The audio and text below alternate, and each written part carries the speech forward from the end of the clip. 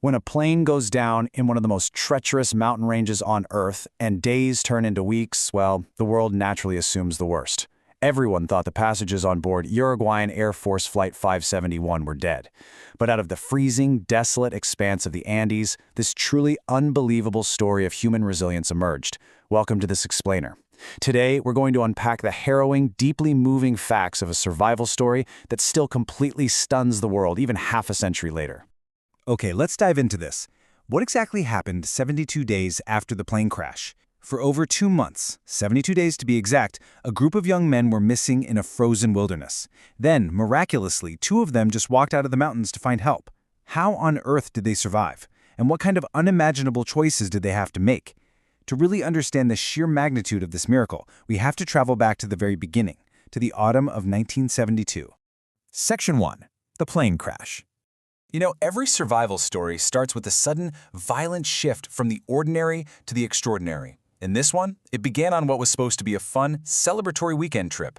On October 13, 1972, a chartered aircraft took off with 45 people on board. These were mostly young guys, members of a Uruguayan rugby team, heading to a match in Chile with their friends and family. But things went wrong quickly. Severe weather forced them to change their route, and as they flew over the Andes, dense clouds totally obscured the mountains. The inexperienced co-pilot made a fatal navigation error. He mistakenly believed they had passed a crucial turning point and started descending way too early. Tragically, they were actually right in the heart of the mountains. The plane struck a rocky ridge, shearing off both wings, and the remaining fuselage plummeted down a steep glacier. And this brilliantly illustrates just how perilous their situation was. The fuselage careened into a snowbank at an altitude of 3,500 meters. That's about 11,500 feet up. To put that into perspective, they were stranded high above the timberline in a completely desolate alpine environment. And remember, they were just traveling for a weekend getaway. They were wearing light autumn clothing, suits, jeans, things like that. They were completely isolated, miles off their planned route, and deeply trapped in a frozen fortress. Section 2. Hellish Days on the Mountain.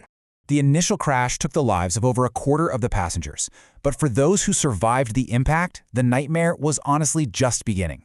They were immediately thrust into a brutal battle against the elements.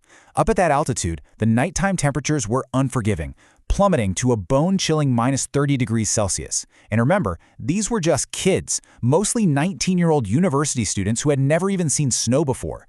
They used the plane's torn seats and whatever luggage they could find to barricade the open fuselage against the howling wind, but the cold was ruthless, and tragically, several more people succumbed to exposure and their injuries during that very first night. If we trace the timeline of their first few weeks, it's just a relentless cascade of devastation. 8 days after the crash, huddled around a salvaged transistor radio, they heard the most crushing news you could possibly imagine. The search for them had been called off. The outside world had officially given up.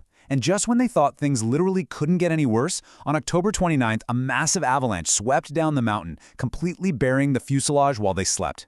That avalanche claimed 8 more lives, and the survivors were buried alive for days before they finally managed to dig a small air hole. Section 3. The difficult choice. It's at this point that the survivors faced a reality that most of us cannot even fathom. This is a part of their story that demands our absolute deepest empathy. In this barren landscape of ice and rock, absolutely nothing grows. There is 0 animals to hunt. The only food they had on board was incredibly scarce. A few chocolate bars, a little bit of jam, some almonds, and a little wine. They rationed this to the extreme. One survivor, Nando Parado, recalled making a single chocolate-covered peanut last for 3 entire days. But within a week, even those meager supplies were completely gone. They were so desperate they tried eating the cotton stuffing from the plane seats and the leather from their shoes, which of course only made them sick. So the crucial point is this. They were starving to death, rapidly.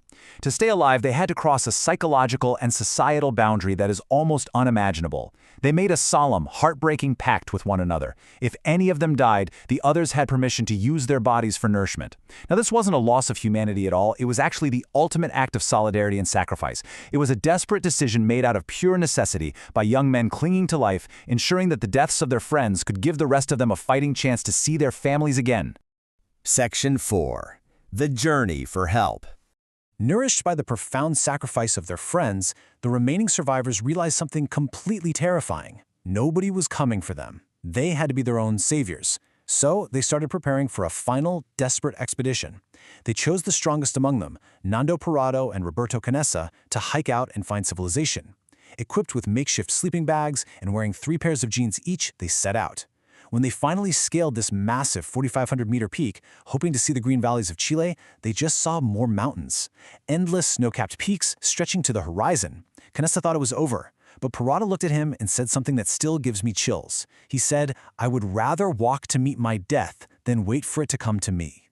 Let's move forward and see how this incredible trek builds. Without any real climbing gear, completely exhausted and malnourished, Parrado and Canessa trekked for 10 grueling days across the treacherous Andes. They went from peak to peak, eventually finding a valley where they followed a melting river down below the snowline. Then, utterly spent, Canessa spotted someone, a man on horseback across a raging river. It was a Chilean muleteer named Sergio Catalan. Over the roaring water, they managed to signal for help, and Catalan rode for hours to alert the authorities.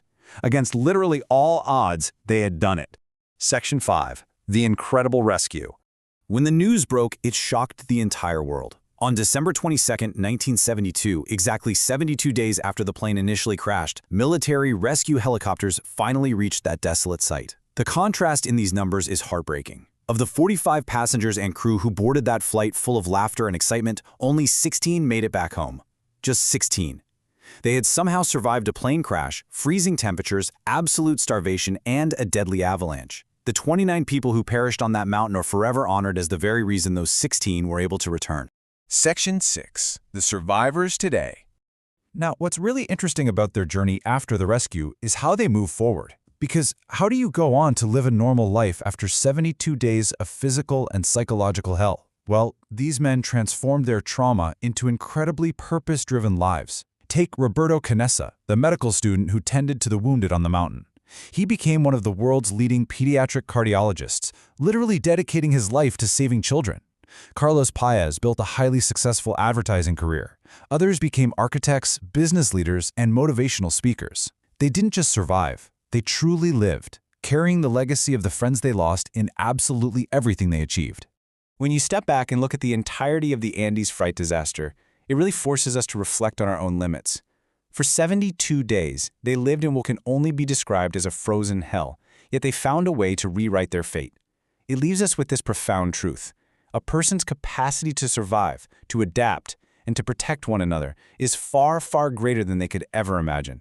So ask yourself, what would you be capable of if absolutely everything was stripped away? It's definitely something to think about. Thank you so much for joining me for this explainer.